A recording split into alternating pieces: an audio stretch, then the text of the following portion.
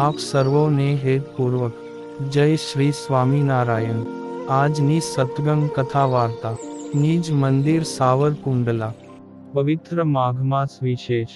આજની સત્સંગ કથા વાર્તામાં આપણે ચરિત્ર કથા અંતર્ગત ચરોતર પ્રાંતના ગાના ગામની પ્રસંગ વાર્તા સાંભળશું।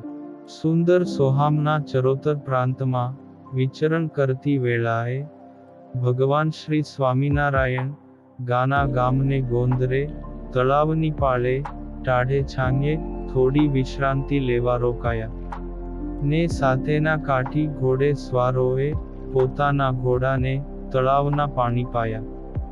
ગામને પાદરે પ્રભુ પધાર્યાના સમાચાર જાણી ભાવિક ભક્તો દર્શને દોડી આવ્યા ને શ્રી પ્રભુને દંડવત પ્રણામ કરી ગામમાં પધારવા માટે અને જમ્યા પછી જ જવાનો આગ્રહ કર્યો।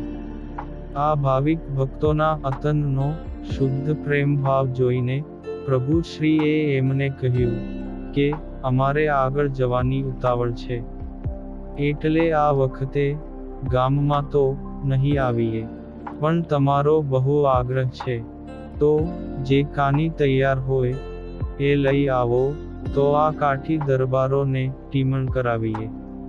તે શ્રીજી મહારાજનો આવો આદેશ મળતા ગામના મુખી રૂગનાથભાઈ હર્ષભેર પોતાને ઘેર જઈને એક થાળીમાં થોડા રોટલા લઈ આવ્યા ને શ્રી પ્રભુ પાસે મૂક્યા।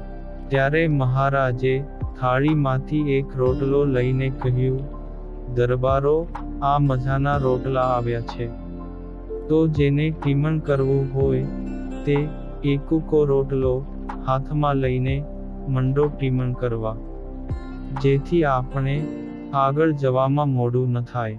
તે શ્રીજી મહારાજના હાથમાં થેપલા જેવો સુંદર રોટલો ભાળીને અલૈયા ખાચરે તુરત કહ્યું કે મહારાજ, તો પછી એકાદો રોટલો આમ નો આવવા દિયો। તે રૂપાળો રોટલો હાથમાં આવતા અલૈયા ખાચરની ક્ષુધા તો સતેજ થઈ ગઈ ને મોંમાં પાણીએ આવી ગયું, પણ બટકું ભાંગીને જ્યાં મોંમાં મૂક્યું ત્યાં તો એ ચવાણું જ નહીં। તે એમને મનમાં થયું, આ રોટલો આટલો બધો ચવડ કા? એથી હાથમાં રહેલા રોટલાને આમથી તેમ ફેરવીને જોવા લાગ્યા, પણ કાની કારણ સમજાયું નહીં અને સુરા ખાચરને કાંઈક આવો જ અનુભવ થયો, એટલે એમણે રોટલાને સૂંઘી જોયો અને ટીખળ કરતા કહેવા માંડ્યું, ભણે અલૈયા, આ રોટલો છે શેનો? ભણે આ તો ચાવ્યો ચવાય નહીં એવો જાણે ચામડાના પેટનો લાગે છે। દેખાવે તો ગધીનો રૂડો રૂપાળો એટલું જ, બાકી બીજી આમાં કાંઈ ભલીવાર નથી। આથી અલૈયા ખાચરે સાન કરીને રૂગનાથભાઈને પાસે બોલાવ્યા ને હસતા હસતા પૂછ્યું કે ભગત, આ રોટલા તો તમે સરસ લાવ્યા, પણ એ છે શાના? એની તો કાંઈક વાત કરો। ત્યારે રૂગનાથભાઈ કહે, બાપજી, એ તો ચીણાના છે ને અહીં તો અમે એ જ ખાઈએ છીએ। આથી શ્રીજી મહારાજે પ્રસન્નતાથી પૂછ્યું કે મુખી, આ દરબારો તમને શું ફરિયાદ કરે છે? ત્યારે રૂગનાથભાઈ એ કહ્યું, મહારાજ, દરબારોની ફરિયાદ કાંઈ જ ખોટી નથી। આ ચીણાના રોટલા ગરમ ગરમ હોય તો જ ખાનારને ભાવે ને ચવાય, પણ તે ઠરી ગયા પછી એ રોટલા ચવાય નહીં, એટલે જ બીજાને એ ખાવો મુશ્કેલ પડે ને અમારે તો આ ધાન કોઠે પડી ગયું છે, કારણ કે બાજરી કે જુવાર તો અહીં થતી નથી। વળી ખેડૂતો બચારા મહેનત કરી કરીને થાકી ગયા, છતાંને આ જમીનમાં ચીણા સિવાય બીજું કશું જ પાકતું નથી। કોણ જાણે શું દૈવનો કોપ છે કે અમારા નસીબમાં ચીણો જ લખાયો હશે ને, નહીં તો આમ કેમ હોય?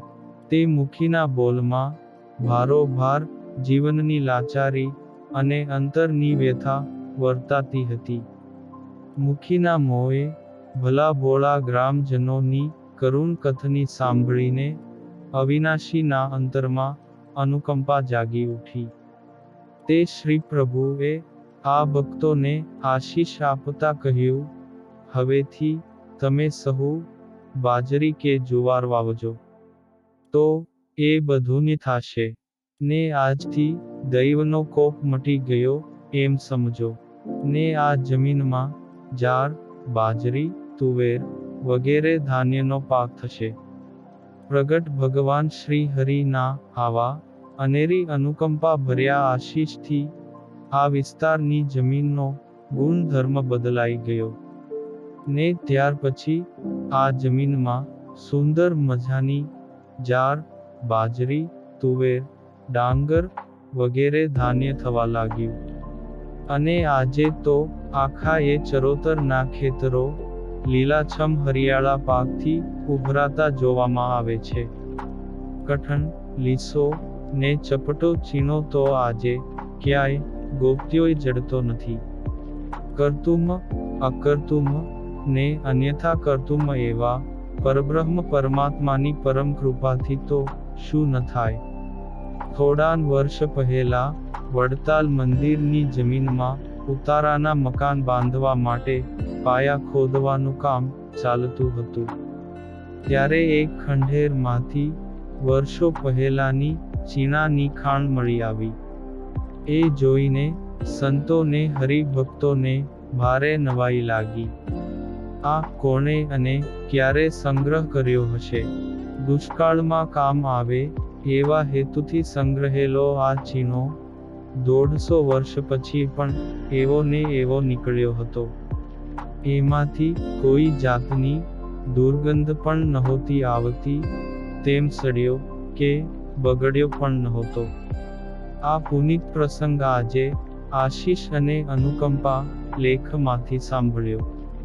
અને હવે પછીની કથા વાર્તા આપણે આગળના ભાગમાં સાંભળશું. અત્યારે આપ સર્વોને ભાવથી જય શ્રી સ્વામિનારાયણ.